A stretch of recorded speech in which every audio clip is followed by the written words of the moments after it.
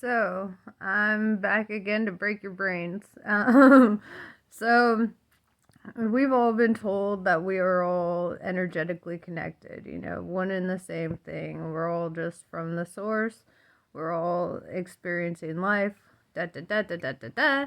And I'm here to challenge your thinking again and to discuss our separateness. And so, there's a thing called electron repulsion, right? So, every time you like hold something, like I'm holding my cup of coffee right now, okay? And the reason I haven't fused to this cup of coffee and the reason that we remain separate, like masses, separate things, is because of electron repulsion, because the electrons in this cup and the electrons in my hands are repelling each other so that they can never really become one and the same, right? Thank you, cup of coffee. No, but, so we get to live as well. I get to live separately from this cup, right, that I held in my hand. Well, if we didn't have electron repulsion, we would be like the Blob. I don't know if any of y'all are old enough for that movie. Scary as fuck. I'll tell you what right now, okay? But yeah, so it basically like this giant blob. It looks like a big giant like gumball thing, right?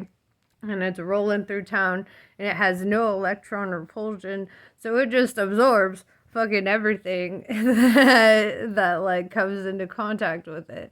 And then it like feeds off of that and gets larger and larger and all that. And so today, that's kind of my example. Like, we're not blobs because of electron repulsion. And so, yes, we are all connected by energy. Then we are all separated by matter. Okay? Like, add, subtract, right? Um, but it's kind of nice, because now I can utilize all my fingers and they're not going to get stuck together when I do, when I push them together. They're going to remain their own separate fingers. So, um, you never touch anything. You've never touched anything, right?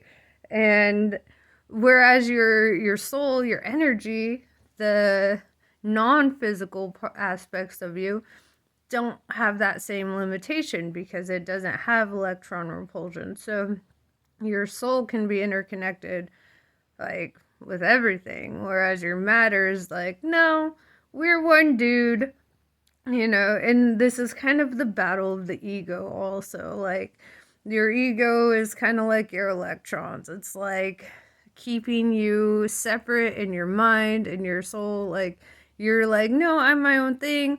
Da, da, da, da, da. And this can be great for protecting your energy if you're like an empath and you're absorbing fucking everybody's energy and you're just like, you're a sponge for that shit.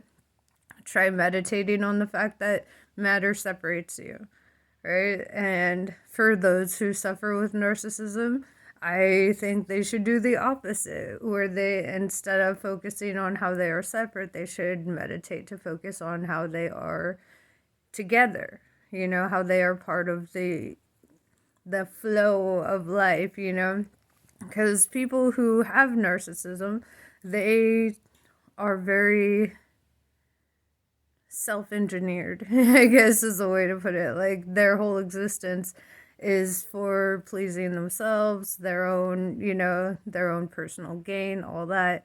Whereas an empath kind of exists for like everybody around them, and they're just like, we're all one and the same, we're the da da da. And it's beautiful. Also, we live in a world run by narcissists, so protect your energy, And not only is this world run by narcissism, but it promotes narcissism. It's like, oh, you want to succeed? Hype yourself up. Know that you're the best. You are everything. Nobody will ever be better than you. Da da da da da. And that they embed narcissism in you for survival, right? Because that's such a primal survival instinct, to be narcissistic, to be self-serving, to not be focusing on the greater good of everyone around you, but looking out for numero uno, right? And so, whereas an empath typically doesn't have the same level of success in life because their whole life is trying to please these fucking narcissists, right? So there's, it's kind of sad because, the empath is thinking, well, I'm not that toxic. Why would I attract a narcissist? Well, it is toxicity, actually. It's toxicity on another level. It's self-deprecating. If you have no self-love, you're going to find somebody who has no love for you either. And then you're both going to focus on your love for that one individual, right? Like energy attracts like energy. That is a very compatible energy mix, because then both of y'all are obsessed with the narcissist and ain't nobody obsessed with the empath. And so for people who are empaths, focus on your separateness a little bit, just enough to be like, all right, we're separate enough that I need to know I do need to take care of myself. That's a lesson I'm learning from people in my life, is that sometimes you just have to not focus on their bullshit, not focus on their energies, their mindsets, whatever, let them have it, because you got to make yourself better. Whereas the narcissist, in order to make themselves better, they need to stop being so self-serving, stop thinking about themselves, stop focusing on their own shit, and start working on, making better relationships with other people and being selfless, And I mean, and that's kind of like why I think the journey exists there a little bit between the empath and the narcissist and the karmic relationships, So, like, we almost all have to face this relationship at one point or another. And so what end of that relationship you're in, sometimes both of y'all, because like empaths take on traits and moods of people around them, they can start acting like narcissists. They can start behaving like the narcissist because that is such a strong emotion. But when when the empath finds their own strengths in their own, they stand in their own light, then they start realizing that they don't need to behave like the behaviors of others because they are separate by matter. Like, they don't have to absorb fucking everything, right? The empath is the energy being and the narcissist is the matter being, right? Where they identify the most, I guess. And so for this like ebb and flow to work, it's all about lessons. That's all these karmic relationships are for, to teach, and I'm talking about extremes, like extreme empathy, extreme narcissism, because I mean, we all live within the spectrum of both, I guess. But maybe this could help you identify why certain relationships feel so magnetic. And then you're just like, but it's failing and it sucks and I can't even stand this person. Da, da, da, da, da. They're there to open your fucking eyes to your own, like, to shit that you gotta work on, right? Karmic relationships are not meant to last. Alright? So hopefully that can resolve some of your issues. Is it ain't meant to last. You're supposed to experience your karmic relationship, pay your karmic debt, and be done with it. Move the fuck on, A lot of us have trouble doing that because we build such a relationship with our narcissist or our empath, and we're like, it becomes codependency. And we're like, how will I ever survive without this person?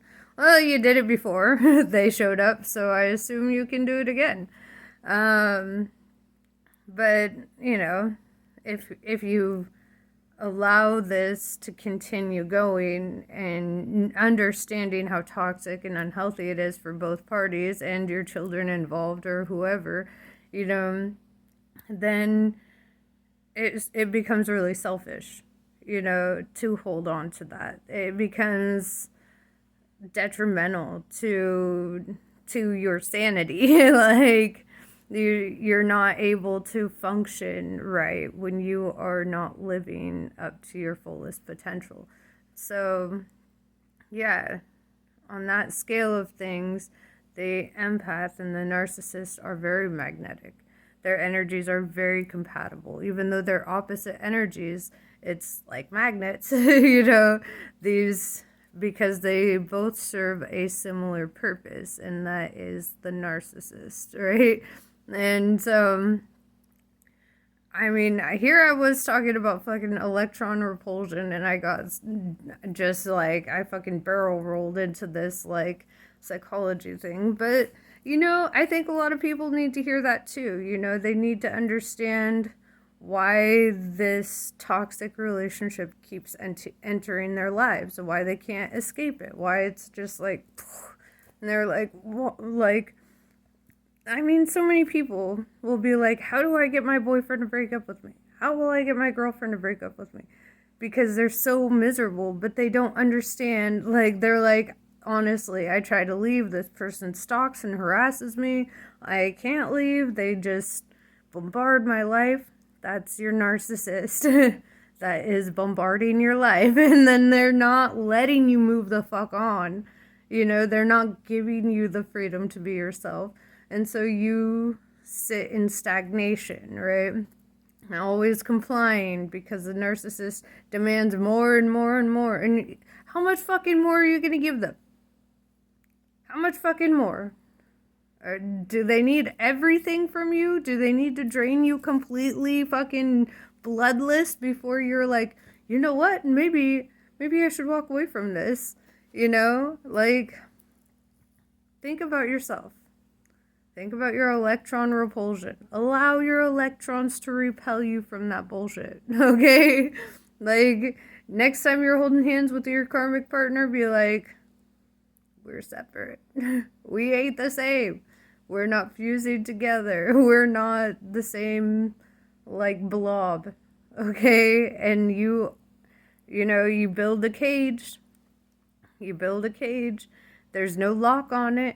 You sit inside there and you're free to go, but you sit in stagnation because you're scared to go. And so, this is one of those things where sometimes you have to prepare for the fight of your life and you have to run for your freedom. You just got to do it. Okay? It's not going to be fun. It's not going to be easy. You're going to have the biggest tower moment of your life. But it will be the most important thing you ever do for your sanity, for yourself. Break your karmic cycles. That's what we're here for.